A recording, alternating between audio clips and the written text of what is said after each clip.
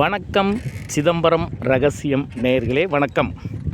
இன்றைக்கி நம்ம பார்க்க போகிற கோவில் எது தெரியுங்களா? மயிலாடுதுறை மாவட்டம், அதாவது சிதம்பரத்துக்கு பக்கத்தில் இருக்கிற பெரிய குத்தகை, கொள்ளிடத்துக்கு மிக அருகாமையில் இருக்குது. கொள்ளிடம் தாண்டோன்னா முதல் ஸ்டாப்பிங்கே இதுதான்.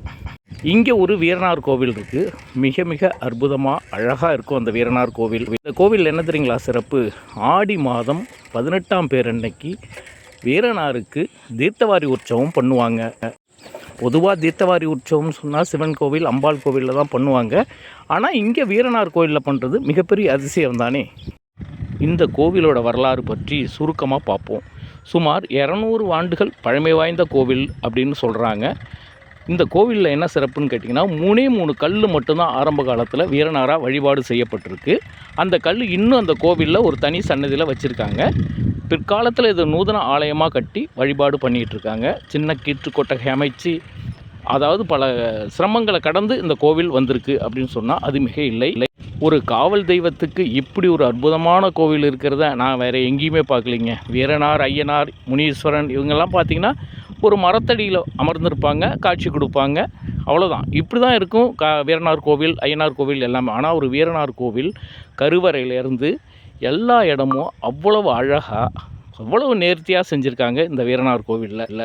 அதில் இந்த கம்பீரமாக காட்சி தர்ற கருவறையில் கம்பீரமாக காட்சி கொடுக்குற அந்த வீரனாரை அப்படியே நின்றுக்கிட்டு பார்த்துக்கிட்டே இருக்கலாம் போல இருக்குது. அவ்வளவு அழகான ஒரு வடிவமைப்பு அந்த சிலை. ஒரு கம்பீரம் அந்த முகத்தில் தெரியுது. தமிழ் தெய்வங்களுக்கே உரியவர் வீரனார். இவர் குலதெய்வ பூஜைக்கு மட்டும் இல்லை, ஒரு காவல்காரருக்கு மட்டும் இல்லை, எல்லாருக்கும் நன்மை பயக்கக்கூடிய ஒரு நல்லவர் என்று சொன்னால் அது மிக இல்லை. வீரனாரை குலதெய்வமாக நினச்சி வணங்குறவங்க நிறைய பேர் இருக்காங்க. ஏன், எங்களுக்கு கூட வீரனார் தான் குலதெய்வம். இருந்தாலும் இப்படி ஒரு வீரனார் கோவிலை நான் பார்த்ததே கிடையாது. அந்த அளவுக்கு ஒரு அருமையான அற்புதமான கோவில். பல அற்புதங்கள் இந்த கோவிலில் நடந்திருக்கு. அதாவது நம்ம கேட்டபடி கொடுத்துருக்கிறார் இந்த வீரனார். ஒரு சாதாரணமாக போயிட்டு நின்று வணங்கி எனக்கு இது வேணும்ப்பா அப்படின்னு சொல்லி நீங்கள் மனதார வேண்டிங்கன்னா உடனடியாக பிரார்த்தனை பழித்து இங்கே நடந்திருக்கு. அது பிரார்த்தனை முடிஞ்ச பிறகு அபிஷேக ஆராதனைலாம் பண்ணிட்டு போகிற பக்தர்களோட கூட்டம் ஜாஸ்தியாகவே இருக்குது. கொள்ளிடத்துக்கு பக்கத்திலேயே இருக்குது இந்த கோவில். கொள்ளிடம் தாண்டோன்னா முதல் ஸ்டாப்பிங்கே பெரிய குத்தகரைன்னு பேர். பெரிய கம்பீரமான ஒரு கோபுரம் தெரியும். அந்த கோபுரத்தில் நுழைஞ்சிங்கன்னா ஒரு 200 மீட்டரில் கோவில் வந்துடும். மிக மிக அற்புதமான ஆலயம். இந்த ஆலயத்தை ஒரு கிராமத்தில் இருந்தாலும் எப்படி ஒரு அழகாக பராமரிச்சுட்டு வராங்கன்னு, ஒரு கோவிலை எப்படி பராமரிக்கணுங்கிறது இவங்கக்கிட்ட தான் கற்றுக்கணும். அவ்வளவு சுத்தம், அவ்வளவு நேர்த்தி, அவ்வளவு அழகு. கோவிலில் நடக்கிற அந்த தெப்ப உற்சவம், தீர்த்தவாரி உற்சவம் இதெல்லாம் ரொம்ப ரொம்ப புதுமை, ரொம்ப அரிது. வீரனாருக்கு தீர்த்தவாரி உற்சவம் நடக்கிறதுங்கிறது ரொம்ப ரொம்ப அரிது. அதை பார்க்கவே முடியாது. அந்த கண்கொள்ளா காட்சியை இப்போ நான் உங்களுக்காக பதிவு பண்ணி அனுப்பியிருக்கேன்.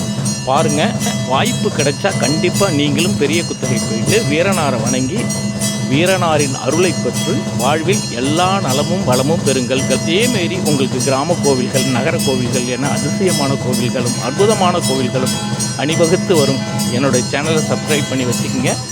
உங்களுக்கு தெரியாத பல ஆன்மீக தகவல்களை உங்களுக்கு நான் தர தயாராக இருக்கேன். சிவன் கோவில் போயிருப்பீங்க, அம்பாள் கோவில் போயிருப்பீங்க. ஆனால் ஒரு குலதெய்வ கோவில், காவல் தெய்வமாக நிற்கிற வீரனார் கோவில் இவ்வளோ அழகாக இருக்கிறது இங்கே மட்டும்தான்.